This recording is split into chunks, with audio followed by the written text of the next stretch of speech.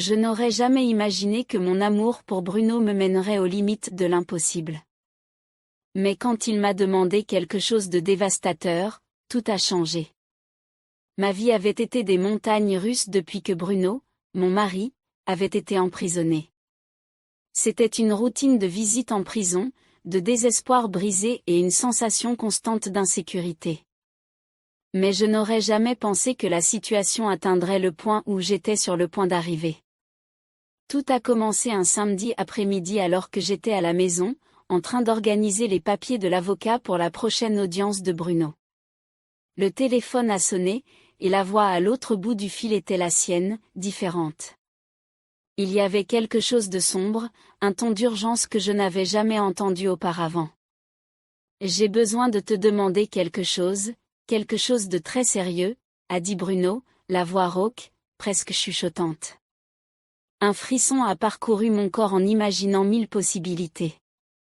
Peut-être que c'était lié à sa sécurité là-dedans, peut-être une bagarre ou une menace, mais rien ne m'avait préparé à ce qu'il a dit ensuite. J'ai fait une bêtise. J'ai cassé le téléphone d'un gars ici. C'est le chef de la bande. Ce n'était pas exprès, je te le jure. Maintenant, pour rembourser la dette, il te veut. Jusque-là, mon monde s'est arrêté. Ma bouche est devenue sèche et mon cœur a accéléré. Ça semblait irréel, une scène sortie d'un film d'horreur. Bruno a continué, je sais que c'est trop, c'est absurde, mais si tu ne fais pas ça, je pourrais mourir ici. Mon esprit a plongé dans le chaos. J'ai pensé à la vie qu'on avait d'avant, aux promesses faites à l'hôtel, et maintenant j'étais face à ce qui semblait être un choix entre ma dignité et la vie de l'homme que j'aimais. Encore malgré tout, je ne te force pas. Mais c'est ça. Bruno n'a pas réussi à finir sa phrase. Mais qui est-ce, ai-je demandé, essayant de mieux comprendre l'ampleur du problème. Il s'appelle Marcelo. Tout le monde l'appelle Cavra ici. Il commande tout.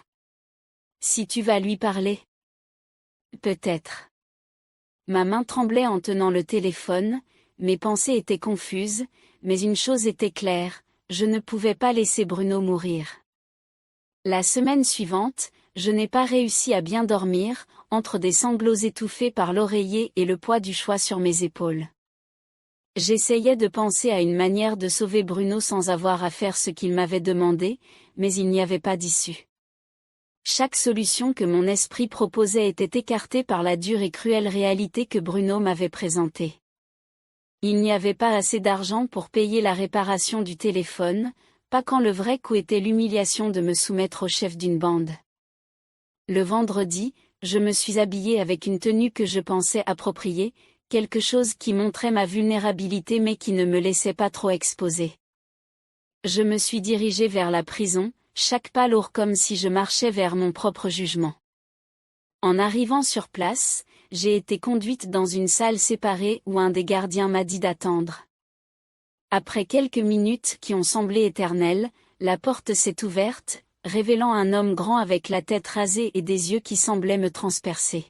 « Marcelo le Cavra, tu es la femme de Bruno ?» a-t-il demandé, la voix ferme, sans aucune empathie. « Oui », ai-je répondu, essayant de garder ma voix stable, bien que mes mains tremblantes trahissent mon nervosisme. « Il m'a dit que tu viendrais et j'imagine que tu sais ce que je veux », a dit Marcelo, un sourire froid se dessinant sur son visage. À ce moment-là, je savais qu'il n'y avait pas de retour en arrière. Une partie de moi hurlait de courir, de fuir cet endroit, mais l'autre, celle qui aimait encore Bruno et voulait le protéger, m'a fait rester. Et c'est ainsi que je me suis retrouvée prise dans une toile que je n'avais jamais imaginé vivre. Je pensais à ma vie avant tout ça, l'amour que j'avais pour Bruno, les jours heureux qu'on avait passés ensemble, et comment d'une certaine manière, la vie nous avait menés à ce point. Marcelo était imposant, et chaque geste de sa part semblait chargé d'un pouvoir que je n'arrivais pas à défier. Pendant qu'il parlait, c'était comme s'il testait mes limites, essayant de voir jusqu'où j'irais pour protéger mon mari. « Tu ferais vraiment ça pour ton mari ?» a demandé Marcelo, en me regardant de haut en bas, le regard évaluateur et intimidant. J'ai avalé ma salive, essayant de trouver des mots qui ne sonnent pas aussi désespérés que je me sentais. Si c'est la seule façon, oui, ai-je répondu, ma voix faiblissant pendant une seconde. Marcelo a souri de nouveau, cette fois un sourire différent, quelque chose en lui semblait presque admiratif, comme s'il était surpris par mon courage. Les jours qui ont suivi ont été un mélange d'angoisse et de préparation mentale pour l'inévitable. Je savais que je devais retourner à la prison et que cette fois, la situation serait encore plus délicate. J'essayais de ne pas penser aux détails, mais chaque fois que mes pensées divaguaient, des images se formaient dans mon esprit, augmentant encore plus ma peur et mon anxiété.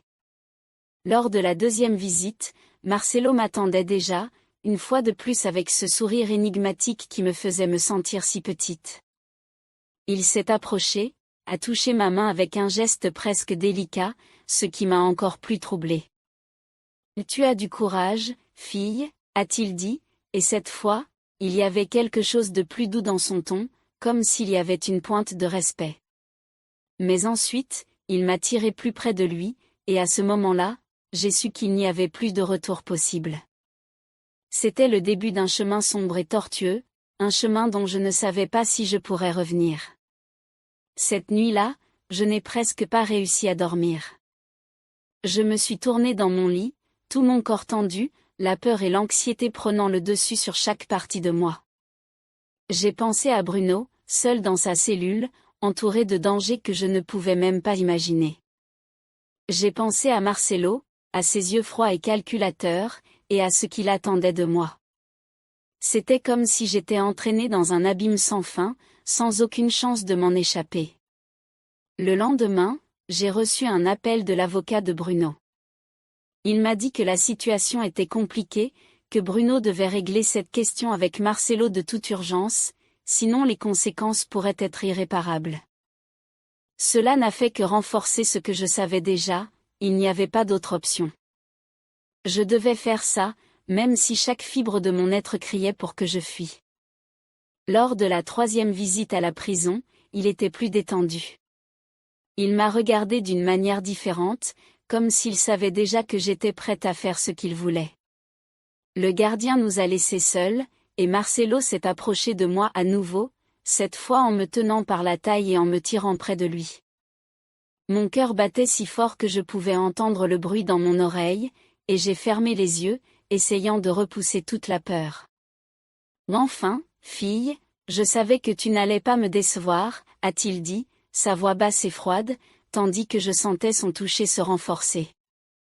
Chaque seconde semblait une éternité. J'essayais de me détacher de la réalité, de penser à n'importe quoi d'autre que ce qui se passait à ce moment-là. Marcelo semblait se délecter de mon inconfort. Chaque geste de sa part était calculé pour me faire me sentir encore plus vulnérable. Après cette rencontre, je suis sortie de la prison avec la sensation d'être en morceaux. J'avais l'impression de ne plus être moi-même, comme si j'avais laissé une partie de moi dans cette pièce. En rentrant chez moi, je me suis assise par terre dans le salon et j'ai commencé à pleurer. C'était un pleur silencieux, plein de douleur et de désespoir. J'ai pensé à Bruno et à ce que je faisais pour lui. Est-ce qu'il méritait vraiment ça? Est-ce que notre amour justifiait tout ça? Au fond, je savais que je faisais ça parce que je l'aimais encore, mais en même temps, j'ai commencé à me demander jusqu'où j'étais prête à aller. Marcelo avait clairement fait comprendre que ce ne serait pas une seule fois. Il aimait avoir du pouvoir sur moi, et je savais qu'il en userait à chaque fois qu'il le voudrait. J'étais prise au piège, et je ne voyais pas comment en sortir. Le lendemain, Bruno m'a appelé. Sa voix était plus légère, il semblait plus détendu, comme s'il ne savait rien de l'enfer que je vivais. Il m'a remercié pour tout ce que je faisais, m'a dit qu'il m'aimait et que tout cela finirait bientôt. Je voulais croire à ses paroles, mais tout ce que je pouvais ressentir était un immense vide en moi. Les semaines suivantes ont été une répétition du même cauchemar.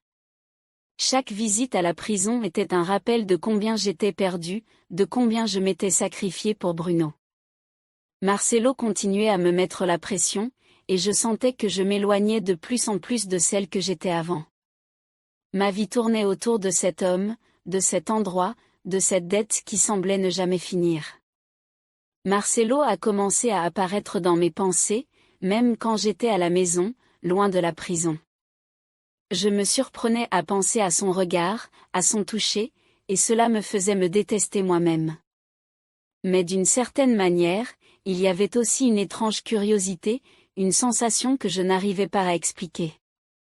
C'était comme si petit à petit il prenait le contrôle, non seulement de mon corps, mais aussi de mon esprit. Une nuit, j'ai reçu un message d'un numéro inconnu. C'était Marcelo. Il m'a envoyé une photo de lui, accompagnée d'un court message, « Je pense à toi, fille ». Mon cœur s'est emballé, et un mélange de peur et de quelque chose que je ne voulais pas admettre s'est emparé de moi. Je savais que j'entrais sur un territoire dangereux, mais je n'étais plus certaine de vouloir en sortir. Marcelo a commencé à exiger plus de moi. Ce n'était plus seulement les rencontres à la prison, il voulait me voir en dehors de là, à des moments où il savait que je serais seule. Au début, j'ai résisté, mais il réussissait toujours à me faire céder. La vérité est que je ne savais plus ce que je ressentais.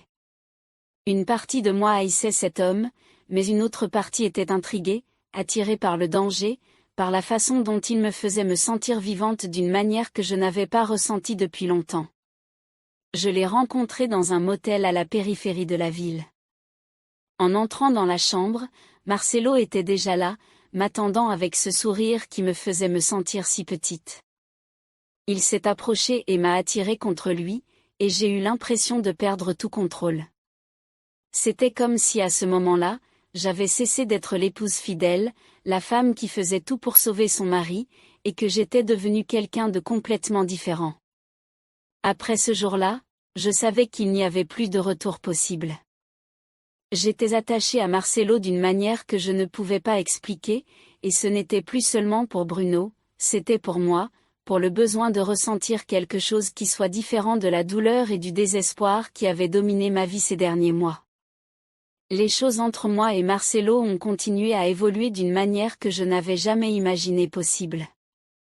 Il a commencé à me traiter différemment, presque comme s'il y avait un lien entre nous. Ce n'était pas de l'amour, du moins pas pour moi, mais il y avait quelque chose qui m'attirait chez lui. Peut-être la sensation de danger, de vivre quelque chose que je savais interdit. J'ai commencé à réaliser que d'une certaine manière, j'avais moi aussi du pouvoir sur lui. Marcelo aimait ma soumission, mais il y avait des moments où je voyais une lueur différente dans ses yeux, comme s'il commençait à s'attacher. Ces sentiments contradictoires me confondaient de plus en plus. J'aimais encore Bruno ou du moins le souvenir de l'homme qu'il avait été, mais en même temps, je ne pouvais pas éviter les rencontres avec Marcelo. C'était comme si j'étais prise dans un cycle d'autodestruction, incapable de m'arrêter même en sachant que cela me détruisait. Je me voyais déchirée entre le devoir d'épouse et l'attraction pour l'inconnu, pour l'adrénaline que Marcelo me procurait. Marcelo a aussi commencé à exiger plus de contrôle sur ma vie. Il voulait savoir où j'étais, ce que je faisais et avec qui. C'était étouffant, mais je l'ai laissé faire. Je ne me reconnaissais plus. La femme que j'étais, indépendante et sûre d'elle, semblait avoir complètement disparu, laissant place à quelqu'un qui vivait uniquement pour satisfaire les désirs des hommes autour d'elle. Une nuit, Marcelo m'a demandé quelque chose de différent. Il voulait que j'aille chez lui, quelque chose qui n'était jamais arrivé avant. J'étais nerveuse mais aussi curieuse. Il m'a reçue avec un dîner préparé, quelque chose de totalement normal pour lui. Cela ressemblait à une tentative de normalité, comme s'il voulait me montrer qu'en dépit de tout, il y avait une part de lui qui pouvait être humaine, qui pouvait être quelqu'un d'autre que le chef de gang. Pendant le dîner, il m'a parlé de son passé, de la manière dont il s'était retrouvé impliqué dans le crime, des choix qu'il avait faits et dont il ne pouvait plus se défaire. C'était la première fois que je voyais de la vulnérabilité chez Marcelo, et cela m'a touchée d'une manière inattendue. Je me suis rendu compte que tout comme moi, il était lui aussi prisonnier d'une réalité dont il ne pouvait sortir. Peut-être était-ce cela qui, au fond, nous liait, cette sensation d'être otage de nos propres vies, incapable de changer la direction que nous avions prise. Avec le temps, j'ai réalisé que ma relation avec Marcelo m'éloignait de plus en plus de Bruno. Les appels avec lui se faisaient rares, et je ne savais plus comment le regarder sans ressentir un mélange de culpabilité et de ressentiment. Je me sacrifiais pour lui, mais il n'avait aucune idée du prix que je payais. Parfois, je me demandais si Bruno aurait eu le courage de faire la même chose pour moi si les rôles étaient inversés. Marcelo, quant à lui, a commencé à occuper de plus en plus de place dans ma vie. Il était possessif, mais il me faisait aussi me sentir désirée, vivante. Pour la première fois depuis des mois, je ne pensais pas seulement à la douleur et à la peur, mais aussi à moi-même, à ce que je voulais, même si c'était quelque chose d'aussi destructeur que cette relation. Marcelo me faisait oublier, ne serait-ce que pour un instant, l'enfer qui était devenu ma vie. Un jour, lors d'une visite à Marcelo, il m'a fait une proposition inattendue, il voulait que je quitte la ville avec lui, que je laisse tout derrière. C'était de la folie, je le savais, quitter Bruno, quitter ma vie, tout ce que je connaissais. Mais une partie de moi était tentée. J'étais fatiguée d'être l'épouse qui sacrifiait tout pour son mari emprisonné, fatiguée de vivre une vie qui ne m'appartenait plus. Avec Marcelo, aussi chaotique que ce soit, je ressentais une liberté que je ne trouvais nulle part ailleurs. Et Bruno ? Ai-je demandé, la voix presque inaudible. Marcelo m'a juste regardé, comme s'il savait déjà que cette question viendrait mais n'avait pas de réponse définitive. Tu dois décider pour qui tu es prête à te battre, fille, a-t-il dit, la voix douce mais pleine d'une vérité crue. Je savais qu'il avait raison. J'étais au bord du gouffre, et il était temps de faire un choix avant qu'il n'y ait plus rien à choisir.